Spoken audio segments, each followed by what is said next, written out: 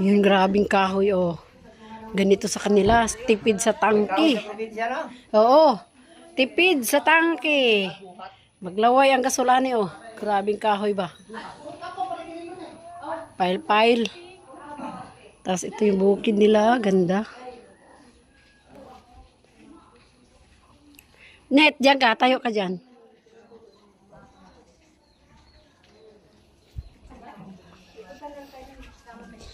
Ganda yung bukid nila. Puro Carabao grass, oh, no? Carabao grass. Ititrim na nila, kuya. Gitrim na ninyo, wala?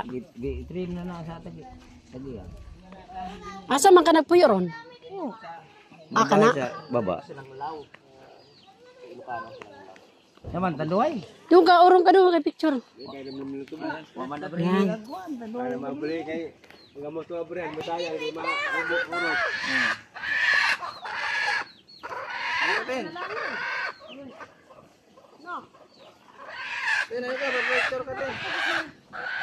Tapos na na-picturean.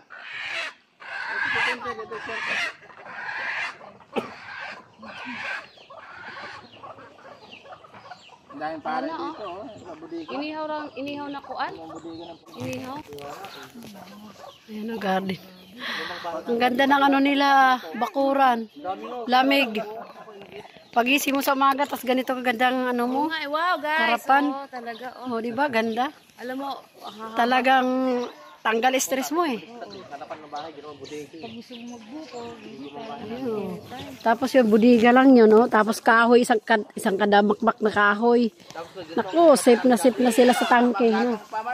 Sa Argas. Oh. Ayan pa, nakasandal. Meron na nga nakapile doon, oh. Meron pang puputulin. ganito kasi yun kami sa una. Kunyari, mamalan may kabaw dito, sa babaw.